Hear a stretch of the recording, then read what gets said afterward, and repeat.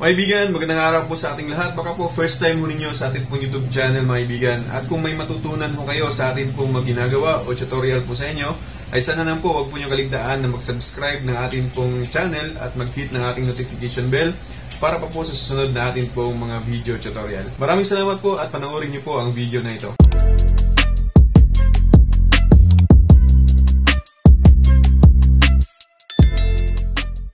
Mga kaibigan, magandang araw po sa ating lahat. Muli pong nagbabalik ang inyong lingkod, Highly.com.Works. Ngayon mga kaibigan, ay maswerte ho tayo na mayroon po tayong nakita ko po yung bakante ko na mini PC. Video natin gamitin mga kaibigan sa LPB na PC version. Ito po ay 19 volts lamang po yung atin pong isusupply. Hindi po gaya nung isa, nung pong na-deploy ko dito is 220 volts po yan. So, mas makakatipid ho tayo sa kuryente kapag mini PC po yung ating gagamitin. Papakita ko sa inyo mga ibigan na gawin ho natin itong VLAN setup, ito pong mini PC, at gagamitin din natin mga ibigan ng dalawang access point po mga ibigan na naka-VLAN setup po siya. So, ngayon, ipakita ko po muna sa inyo yung pong proseso from the start para makita ho ninyo at masundan kung ano po yung atin pong gagawin. Lagyan din ho natin ito ng subvendo para makita din po ninyo mga ibigan yung pong aktual na paghulog natin sa ating coin slot. So, ngayon mga ibigan ay atin na pong sisimulan yan pong atin pong tutorial. So ngayon mga ibigan, babaklasin muna natin itong mini PC ho natin. So ito po yung kukunin natin mga ibigan.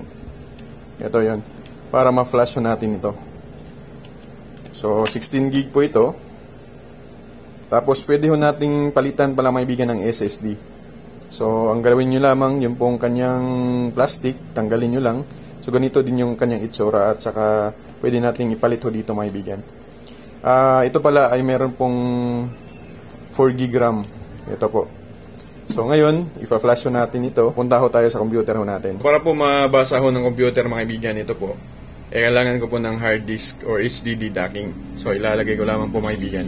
So yan na po mga kaibigan. So ngayon, pupunta ho tayo sa computer ho natin. So ito na po tayo mga kaibigan sa computer ho natin. Kapag yun pong atin pong nilagay na storage ay hindi po natin mapapansin dito o hindi ho natin makikita o hindi po mag-pop up dito mga kaibigan, yung atin lang pong gagawin ay hanapin lamang po natin yun pong device management. Type lamang po natin dyan. Computer management pala yung hanapin ho natin. Tapos dito po tayo sa storage. Tapos double click disk management. So scroll down, ito po mga kaibigan. Ito po siya, unallocated po siya kaya hindi po natin makikita. Meron lang po siyang 4.91 gig na free kasi may naka-install po doon. So, ang gawin natin ngayon is right-click. Dito lamang maibigan yung arrow natin. Right-click po tayo. Tapos, new simple volume. Click next. Next. Next. Next. Tapos, finish. So, magiging formatting po yan. Ayan, nag-pop up na po siya. So, pagbalik po natin dito, makikita na po natin ito pong ating storage maibigan. Okay, actually, ito po ay 16 gig. Pero, nakikita natin ngayon is 4.8 gig free lamang. Pero try natin na i-reformat ito mga kaibigan. So ang gawin natin dito natin siya dito natin siya i-delete. Delete natin yung volume na ito para maging kumpleto po yung 16 gig niya mga kaibigan. Kasi sa tingin ko na-installan ko po ito ng ibang system. So ngayon, ayan po, meron na po siyang 14.91 gig. So, balik tayo, new simple volume, next, next, next, next, and finish. Okay, so nag-pop up na po siya, balik ko tayo. So, meron po siyang 14 gig mga kaibigan. Okay, so ngayon, okay na po yan. Pupunta lamang ho tayo sa atin pong Balena Etcher. So, Balena Etcher ho tayo mga kaibigan. So, same pa din yung ating gagawin, gaya ho ng SD card na gamit ho natin sa ating pong Orange Pi or RPI na ginagamit. Hanapin ko lang yung files mga kaibigan okay, so yung files natin, ito po mga kaibigan, USB boot. So kung kayo po ay wala pa pong bin file nito, wala pa po yung image ho nito mga kaibigan, nasa site lamang po ng LPB, okay? Download nyo lamang po doon. Okay, so open natin yan. Tapos i-flash ho natin. Ito. Ayan po mga kaibigan, 16 gig. So naka-select na ho natin. Tapos i-flash lamang ho natin mga kaibigan. Ang kaibahan lamang po, pag nag-flash ho tayo ng PC version, ng image ng PC version, ay medyo mas matagal kaysa SD card. So ito na po mga kaibigan, completed na po yung pag-flash ho natin. So ang atin lang gagawin. So syempre mga kaibigan, kukunin lamang ho natin sa atin pong HDD docking, yung storage niya. So ito na po yan. So ngayon, ang gagawin natin, ibabalik natin sa mini PC ho natin mga kaibigan. Tapos ipapakita ko sa inyo kung paano po siya paganahin. So sa ngayon mga kaibigan, bago natin siya iset as VLAN, syempre gagamitin muna natin or gagamitan muna natin ng USB to LAN.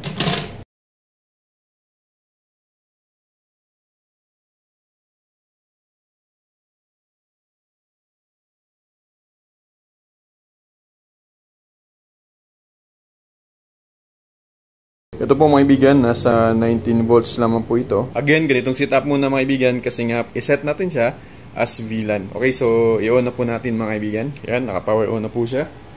So maganda kung may monitor din para ho malalaman ho natin kung ano pong nangyayari sa loob po ng ating pong mini PC. Kasi pag may monitor kasi, makikita natin kung ready na po ba yung system.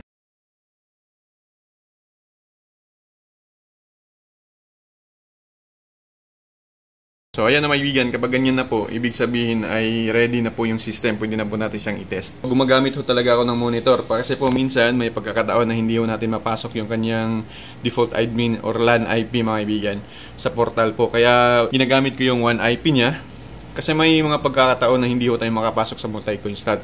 Kung kayo po yung maka-experience po doon, pasukin ho ninyo yung one IP mga kaibigan, wag po yung LAN IP, para mapasok po ninyo yung multi-coin slot. Baka kasi may experience din ninyo na kapag na-click po nyo ang multi-coin slot at manage coin slot ay hindi po siya diretso dun po sa kanyang mismo portal, kundi babalik po siya sa sales po ninyo.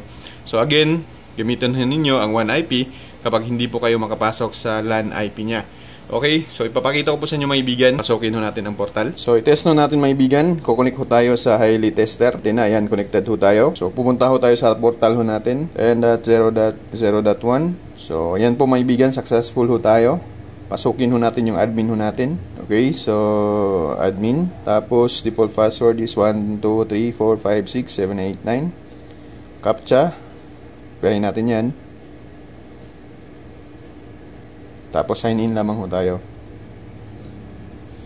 So make sure din natin maibigan na kailangan ho natin na i-click yung pong maintenance kasi lalagyan ho natin ng license. So wala ho tayong license, kailangan po natin ng license mga kaibigan. Ang gawin nyo lamang po mga kaibigan, kapag naka-license na po kayo tapos may error po yung inyo pong system, i-auto fixer nyo lamang po. Pagkatapos mo nyan, i-reboot ho ninyo bago ho kayo magpatuloy. Kung maka-experience ho kayo na mag-i-error po yung inyo pong ginagawa, okay? So ngayon, ila-license ko lang muna siya. Ngayon mga kaibigan, naka-license na ho yung ating pong system. So ang next ho ninyong gagawin ay auto fixer po kayo. Tapos i-reboot ho ninyo yung inyo pong computer mga kaibigan o yung mini PC ho natin. So next ho natin gagawin ngayon ay is-set natin siya as VLAN setup. Punta lang po tayo sa interface mga kaibigan. Tapos dito po sa interface, yung po nakalagay is access point, gawin ho nating VLAN setup, advanced setup VLAN.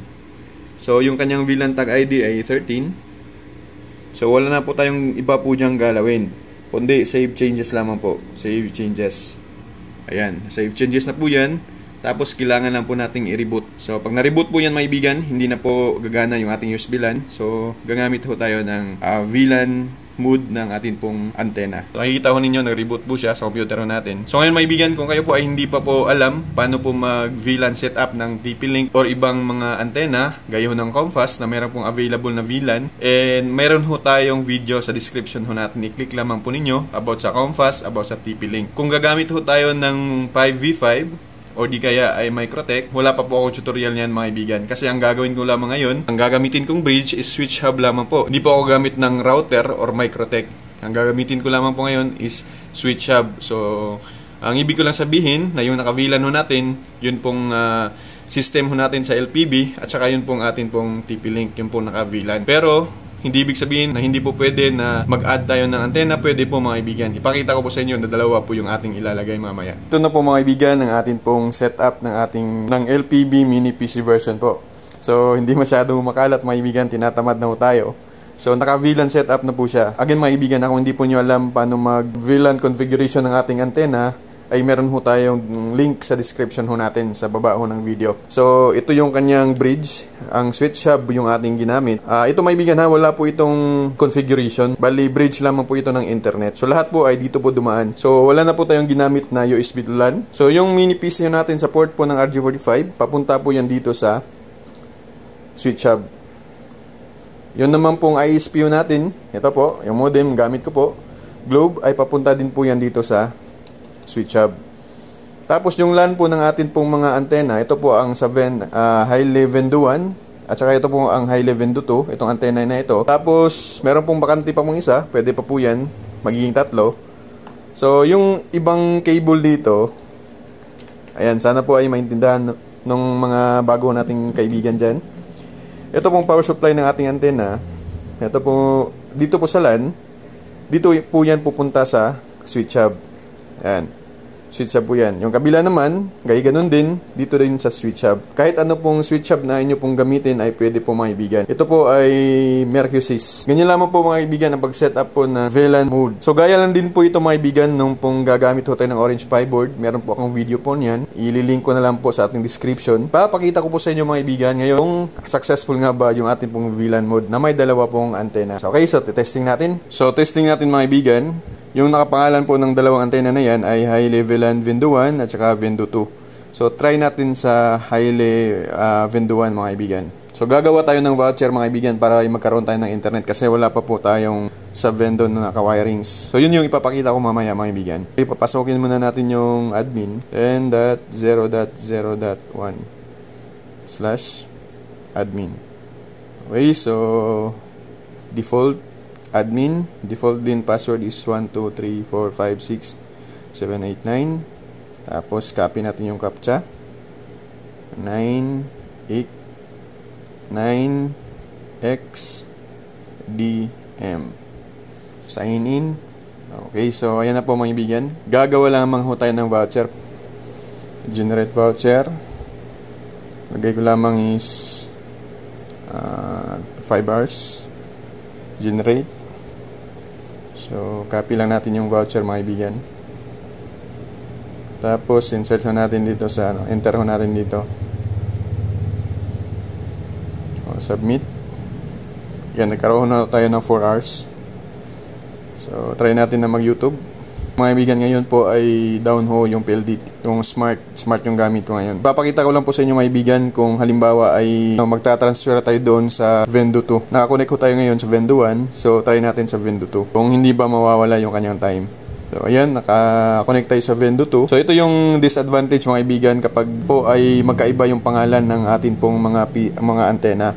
Kasi pag nag-transfer si client, galing siya sa Vendo 1, tapos magta-transfer siya sa Vendo 2, so mawawala po yung kanyang time. Pero kung babalik naman po siya sa Vendo 1 mga kaibigan, babalik naman yung kanyang oras or credit. So ayan, i-refresh lang natin. So ayan mga kaibigan, bumalik naman yung kanyang oras. So ang gagawin lang natin dito para po ay hindi po mawala yung kanyang time. So ang kailangan lang is dapat magkapareho po yung kanilang pangalan. So yun lang po yung solusyon natin dito kasi switch hub lang po yung ating gamit mga kaibigan. Maliban na lamang kung gagamit ho tayo ng Microtech or ibang router na ma-manage po yung gagamitin ho na bridge as VLAN. Ngayon ay dahil switch hub lamang po yung ating gamit, so yun lang po. Dapat yung pong dalawang antena ay magkapareha po yan ng pangalan. So ngayon ay gagawa ho tayo ng sa Vendo para po ay kukonek ho natin sa atin pong mini PC version para mahulugan ho natin, matest ho natin na maghulog mga kaibigan. Okay, so tara. Nga pala mga kaibigan, kung di nyo po alam paano po mag-config or mag-wirings po ng sa Vendo mga kaibigan, meron din po tayong video niyan. So click lamang po ninyo ang link sa baba. So ipapakita ko lamang po diretso mga kaibigan yung pong sa Vendo natin na i-combine sa mini PC version. Pero yung pag-wirings, pag-flash ay meron po tayong video niyan sa link po mga kaibigan dito po sa ating description. So i-click nyo lamang po at sundan nyo lamang po yun para magkaroon po ng coins at mga kaibigan. Yun pong inyong mini PC version ng LPB. Okay? So ito na po mga kaibigan yung ating coin slot. Ngayon ay papakita ko sa inyo kung paano po mag-combine. Actually meron na ho tayong video po niyan sa link din po natin. Pero pakita ko lang po sa inyo actual. Okay? So tara. Dito po mga kaibigan, hanapin lamang ho natin yung SSID ng ating modem ko na na-flash na po sa LPB sa Vendo. So ang pangalan po niyan ay LPB multi-coin slot. So, click natin ang LPB multi-coin slot. Kukunik po tayo dito. So, dadirect po siya sa kanyang... Tapos, click natin ang configure Wi-Fi. Tapos, hanapin ho natin yung High-Le VLAN Vendo 1. So, dito po tayo kukunik. Okay, so, coin slot name. Lalagyan ko lang ng insert coin. Click here pala. Click here. Click here. Tapos, click save. So, always check your multi-coin slot credits, bind to LPB piso Wi-Fi.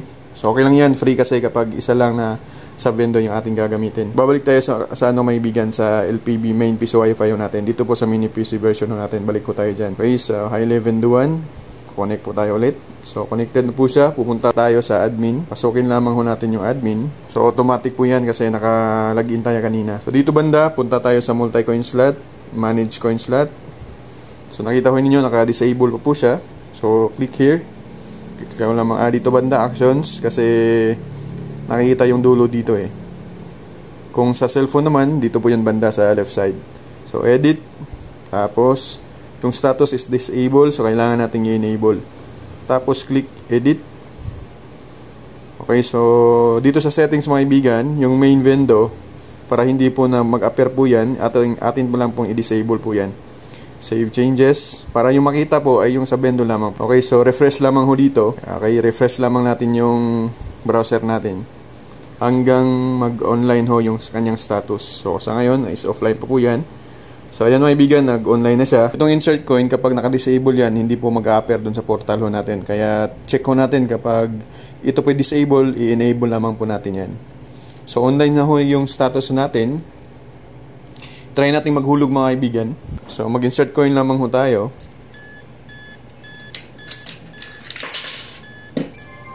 So ayan, piso mga kaibigan. Lalagyan na ulit natin ng piso. So, yun po mga kaibigan, i-done paying lamang ho natin. So, successful ho yung pong paglagay ho natin ng sub-vendor natin mga kaibigan. So, pwede ho natin siyang i-add pa ng ilang sub-vendor kasi meron ho tayong mga kaibigan po dyan na nag-comment. Sabi niya na 300 daw na clients ay pwede daw i-accommodate. At saka yung isa naman, sabi niya is hindi pa siya naka-experience ng mga error nung gumamit siya po ng PC version. So, yun lang yung mga feedback ho natin. So, try natin mga kaibigan na yung main vendor, kailangan i-disable natin yan kasi wala hong main vendor. Kasi hindi naman po magfa-function yung main vendor. Kasi wala pong wirings po yun para sa coin slot natin. Okay, so balik po tayo sa portal. Tapos click natin ulit. So yan naman po yung makikita natin. So yung click here, pwede ho nating lagyan yan ng ibang pangalan. Halimbawa, ilalagay natin sa tindahan ni Marites. So lagyan nyo dyan, tindahan ni Marites. Kung mag-add pa po tayo ng iba pang sa vendo, so dito po yan mailalagay. Makikita ho natin yan dito. Kung mag-add lamang ho tayo, make sure ho na mayroon po tayong credits kasi free ng LPB sa vendo ay isa lamang po. So yun lamang po mga kaibigan. Kayo po mga kaibigan ay may katanungan po, mag-comment lamang po kayo. At again and again mga kaibigan, huwag po niyong kaligtaan na mag-subscribe sa ating YouTube channel, mag-like ng ating videos at mag-hit po ng ating notification bell para pa po sa susunod na atin pong mga video tutorial. Magandang araw po sa inyong lahat and God bless us all.